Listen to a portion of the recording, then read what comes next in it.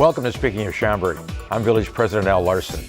In this episode, we'll hear about Schaumburg Business Association's annual gala.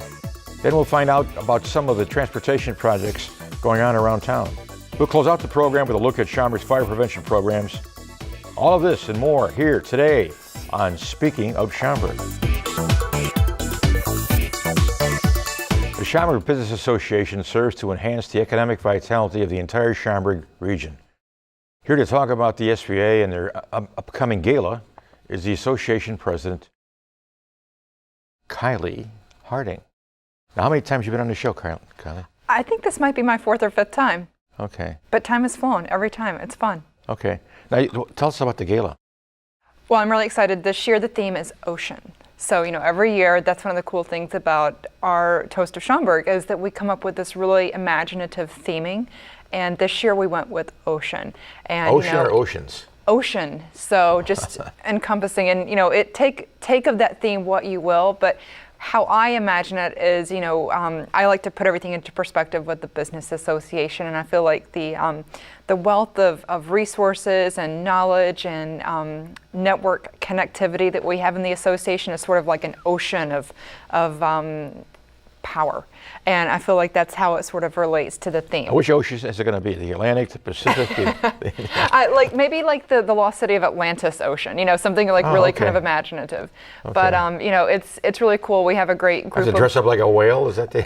I was coming as a mermaid, so if you want to come as a whale, we can have the entire Little Mermaid theme or something, Neptune, right? I want to be Neptune. King Neptune, absolutely. Yeah. I think that's your costume. So, but it's one of those things that the theming aside, it's a great evening for people to kind of meet and be seen and network with a lot of people. Where's it going to be this year? It's at the Renaissance, of course. It's one of our premier locations in Schaumburg. The Renaissance is beautiful. They're always so easy to work with, and we're having it in the grand ballroom downstairs. Okay, right. Yeah, we're very excited to buy that. How many tickets do you anticipate selling for this? We hope to sell out at 450. So this year, because we have a bigger space than what we've had last year. Sure. Last year we sold out at 370. We were completely sold out of the event 2 weeks before, which was fantastic, and it was the largest crowd we've ever had. And this year we were able to get more space so we can sell out. 450 is the maximum the fire department lets us have in. So we plan to get everybody in there, and super excited about it. The menu is going to be fantastic. Tell us about the menu. Well, surf and turf, right, with the ocean theme. Okay. So fantastic menu. This year we've got a really imaginative dessert that the pastry chef at the Renaissance has come up with. And it's, how you've seen on those Food Network shows where they come up with all the really cool things. It's very similar to that. So the food on your plate is going to be reminiscent of like ocean waves with like the color and like this creamy mousse foam with like a cool little like cutout dessert this is edible cake. Though, isn't it? Everything, and that's the thing. It looks like art, but everything is edible. It's crazy, and it's one of those things like you want to take a picture of it before you eat it, just so you can kind of show folks like what it looked like. But now what's the SPA do besides party? Well, we do that very well. We plan about 100 events a year. So we are very event heavy. But one thing we're doing right now is we're heavy in growth with new members. So we're really working hard to bring on new members. We're really excited. We've brought on a lot of folks just this past fall, and in September and August we were running sort of a membership drive. So we're doing all that we can to reach out to new businesses that have come to Schaumburg, to folks that maybe have been in the community for a while but for whatever reason weren't involved previously with the association, and we're really reaching out to make sure that they are aware of all the services that the SBA does, and it's working. Like this. Well, how do you reach out?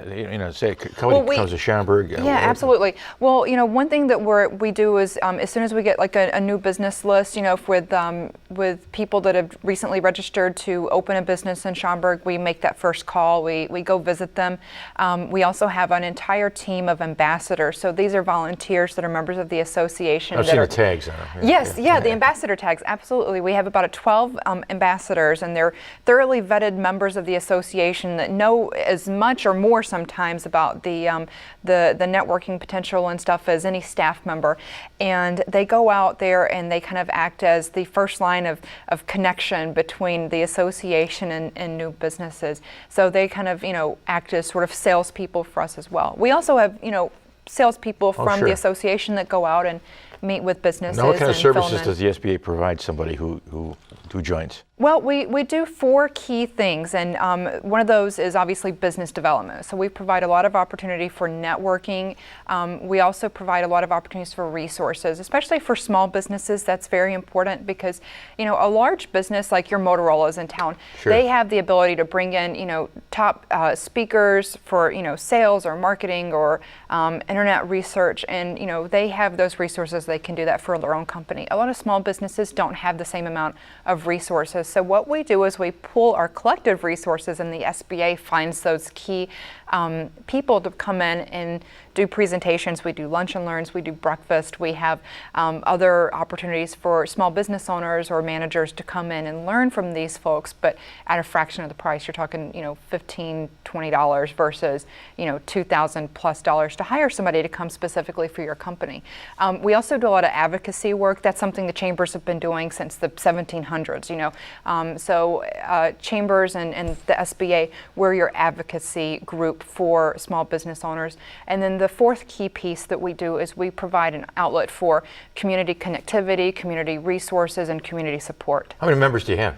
We're closing in on 600 now. I'd say we're about 560, 570 members. How does that compare to other chambers? For this area, we're one of the largest. Okay. Yeah, definitely for the northern suburban counties, I would say that we're one of the largest business associations in Now, the you area. don't have to be a business in Schaumburg to be a member of the SBA. No, and that's one of the things, there are still some misconceptions that you have to be located, your business has to be registered in Schaumburg, but what we say is if you are doing business through, the course of your interactions in Schaumburg, so if you're a company maybe that's located in Naperville, but you come to Schaumburg to do sales or for some other reason, you should be a member of the association because we help people get connected fully in this area. So, Okay. yeah, we have a lot of businesses that are surrounding, from surrounding communities, Arlington Heights, Palatine, Hoffman Estates, that are members of the association. How long have you been a president of the association? About 2.5 years. 2.5 years? And it's flown by. Every day is great. I love my job. And you came from another company in Schaumburg. I came from a member business. That's how I got invested and got to know the SBA. I was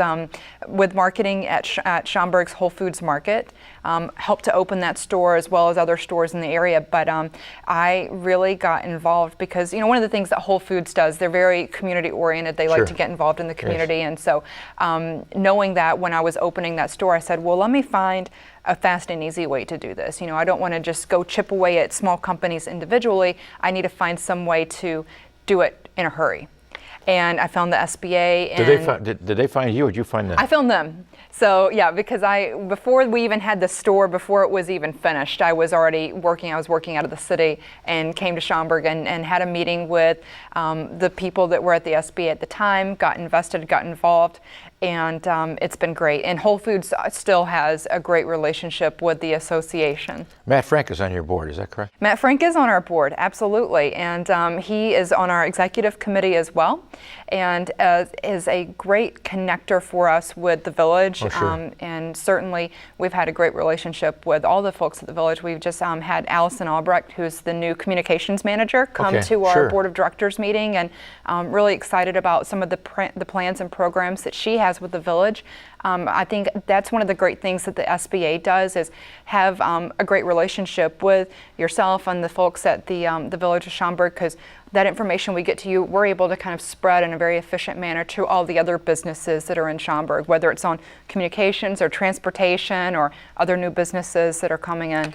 Tell me more about the Ocean event. I mean, we know where it's going to be. Well, the what date is cost? October 25th at the Renaissance. The cost to attend is $180, so that includes all the reception. There's an open bar and reception and everything beforehand, the full dinner. It's a 3-course dinner, and then afterwards all the dancing and entertainment, as well as the late night snack. How many parties do you go to that after you get all that other food, there's a late night snack afterwards? Because people hit the dance floor and party hard. They're really out there shaking it, so we have to feed them something like before they go home. I can imagine that. I can imagine that. Yeah. It's a lot of fun. Oh yeah, and you said you've got 400 and how many?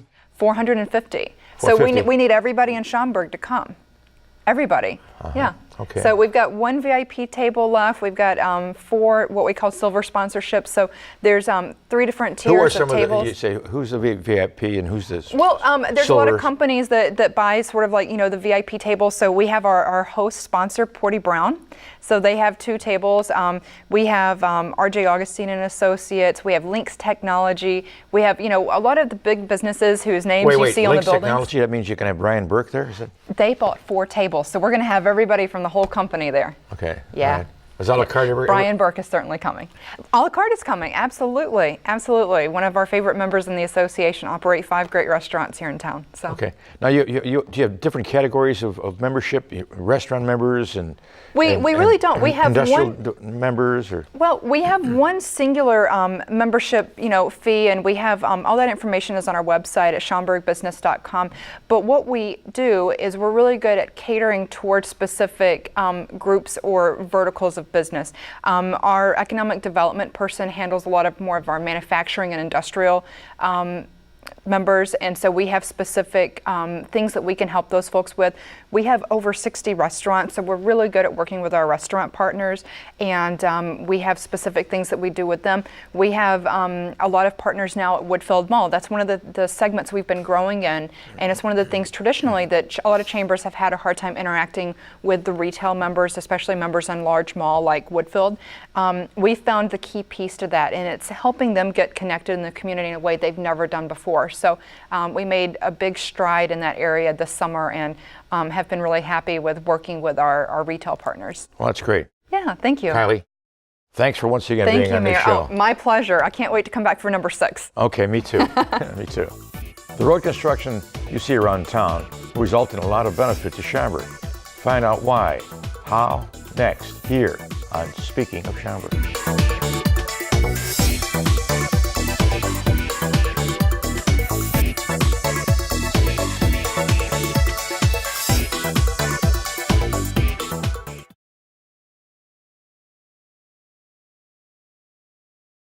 There's no shortage for construction taking place around Schaumburg, but the results will be well worth the inconvenience. Tell us about these projects and other transportation issues is Karen Robles, Schaumburg's newest Director of Transportation. Well, welcome to Speaking of Schaumburg. Thank you for having me. I'm excited to be here today. Now, how long have you been the Director of Transportation? Since June, so almost 4 months now. And where did you come from? I came from Naperville. I was there for about 7 years as an Assistant Director of Transportation. So George Pradle is just the mayor over That's there. right. The guy who never needs a microphone. Or lack for enthusiasm. So tell us about some of the projects. So there are a lot of projects going on currently. The big ones that people are probably experiencing and most aware of are the tollway projects. On the north side of town, we have the I-90 construction projects where at the end of all of this, it will be well worth it because we'll end up with improved access to Schaumburg. So we'll have an interchange where one does not currently exist at Meacham Road. You'll be able to exit the tollway going westbound onto Meacham Road and then get back on the tollway going westbound at Meacham as well. And then at Roselle, we're working with the tollway in Cook County, and we'll have a full interchange when the construction project is done. So currently, work is involving utility relocation and the reconstruction of those 2 bridges that go over the tollway. And then next year, we expect those interchanges to be well underway with completion in 2016. 2016? Yes. With no inconvenience at all? No inconvenience. But if people can bear with us, it will be worth it in the Now, end. the project at Roselle, the interesting thing about that is that the funding for that is largely Cook County, is that correct? That's correct. That's correct. We have a small share where we've looked to make some improvements aesthetically and also to have a bike path that goes over the tollway and connects into the Forest Preserve District just north of Central Avenue there. So that'll be a great enhancement when the project It'll allow is done. students to bicycle to Harper campus too, is that correct? That's correct. Which is a lot of, I'm sure a lot of kids in Schaumburg, a lot of adults in Schaumburg that would take advantage of that. Absolutely. We have a big bicycling community. What about the Elgin O'Hare? What's happening over there? So that project is moving very, very rapidly, as I'm sure people have seen. In our segment of the project, they're reconstructing the shoulders and widening the roadway, and we're also seeing some sound walls be installed along the future I-390. There's also going to be some improvements to some of our access points. They're currently working on the Irving Park ramps to get on and off that roadway. How will that benefit Schaumburg? So the benefit is going to be, our roadway is going to look primarily the same, but for anyone who's traveling east, the limited access, grade separated roadway will continue where Thorndale Avenue exists currently. So it's going to be a great enhancement for anyone who's looking to get east and west along that corridor. Okay, I imagine it'll benefit the industrial park that we have in that area. Is that correct? Spectrum Industrial? Absolutely. It's going to be improved access for anyone in that vicinity. Also for anyone who wants to come to the Boomers Stadium, it's going to be great access for them as well. What about that Boomers Stadium, huh? Yeah, how about the Champions? Yeah. Okay, so the Jane Addams Tollway, the ramp off of 53, is it 53? Or Meacham? Yeah, and Meacham, yeah. Mm-hmm. And then the Elgin O'Hare, but there's other things happening in Schaumburg too as far as transportation. I mean, you oversee bike paths and dial-a-ride and tell us about that. Sure. So one of the exciting things that we had going on this year involved the Woodfield trolley service. Through some cooperation with PACE, we experienced some cost savings that allowed the village to reinvest that money into expanding service on the Woodfield trolley. So this summer, between Memorial Day and Labor Day, we were able to increase service to provide that option 7 days a week. And we'll also be providing that trolley service 7 days a week, beginning the day after Thanksgiving through January 1st to accommodate people's holiday shopping trips in and around Woodfield Mall. Now that also serves as a way of getting access to jobs too, isn't it? That's correct. Coming to Schaumburg at the transportation center. Yes. And again, taking a trolley to somewhere within the regional center. Absolutely. We actually worked closely with a lot of our employers along the route to expand service and make sure that we're allowing people who are going to work and not just shopping to use the service. Now there's a fixed bus route service that Schaumburg cooperates with other communities. It comes from Elgin. Is that correct? That's correct, and we've seen significant increases in the ridership on that route as well, and we're excited because where previously several communities, including the village of Schaumburg, were helping to support that route, some changes in the routing that we worked through with PACE and the other communities that are served by that route, we are no longer financially contributing to that route, and ridership has increased substantially. So we have the advantage of the route, but we don't have to pay for it. That's right. Well, that's a nice. It's good, isn't it? What else have you done for us lately, Karen? We want to let everyone know about our dial-a-ride transportation service. It's a great benefit to all of our residents, where for $2 they can get curb-to-curb service picked up in front of their home by a taxi or a bus and taken to a location within Schaumburg. It's available to any of our residents, and it's great for people who want to use an alternative form of transportation. People who might be housebound if not for that service. Absolutely. That's an important. I imagine it's got to benefit seniors. It's got to benefit the disabled as well. Is that correct? That's correct. Okay. Now, how did you get into Schaumburg from Naperville? I mean, Well, it's funny. My husband and I had a daughter, and we were living in downtown Chicago previously, and decided we wanted to buy a home with a yard and be a part of an important community. And we actually purchased a home in Schaumburg about a year and a half ago now. And then a year after I moved into this great community, an opportunity came up to become the director of transportation and work here as well. And so it's been a great move, and I've loved being here both as a resident and as an employee. Tell us about the bikeway system in Schaumburg. So we have a very extensive bikeway. We're a bicycle-friendly community as designated by the League of American Bicyclists. This summer we had 4 bike patrol interns who went out and got the word out about bike safety. They worked with different daycares and camp programs in the area to educate little kids about how to properly wear a helmet and bike safety. They also went to the farmers market and the library and to different housing complexes in the community to distribute the bike maps so that people are aware of the extensive network that we have and all the great ways they can get around town on their bikes. So you oversee the bike program, is that correct? That's correct. And you're overseeing kind of Schaumburg's interest in the interchanges that are coming to Schaumburg. Mm-hmm. But we have an airport too. We do have an airport. And my understanding is that that's something else that you're in charge of. It is. That was a new one for me. Naperville didn't have an airport, so it's been an exciting experience for me. The airport, it's Schaumburg Regional Airport, located on the south side of town. We have a great restaurant there for people who haven't been there before. Encourage everyone to go out, grab a bite to eat. You've got great views of the airport and can see planes taking off and landing. And what restaurant would that be? That's Pilot Pete's. Okay. And so, we've got great service providers out there. If anyone's interested in learning how to fly, we've got some businesses out there that can do that. And we see people who come into the airport to visit. They come for business. They come just to grab a meal at Pilot Pete's. And so it's a great asset for this community. And we have a partnership with the Park District too, don't we? Don't we lease some of that land to the Park District for? We do. They have a facility next door, and so they're actually going to be using some airport land to expand their parking because their facility is so popular, which will work well because when we have events at the airport, then we'll be able to use that overflow parking as well. So that property that rec center sits on is still, it's on Schaumburg's airport property, but we lease it to the Park District. That's correct. So, and that's a great benefit to the community. Otherwise, couldn't otherwise provide those kinds of services. Exactly. So. What else can you tell us about transportation in Schaumburg?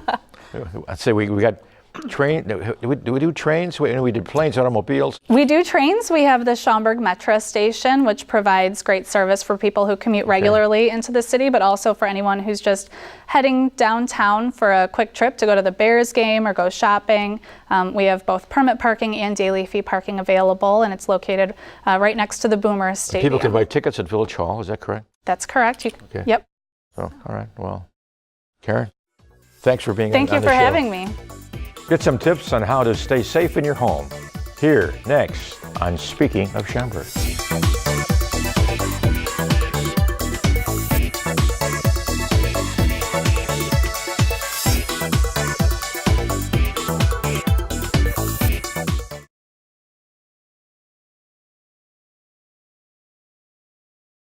Fire Prevention Week comes around each year in October.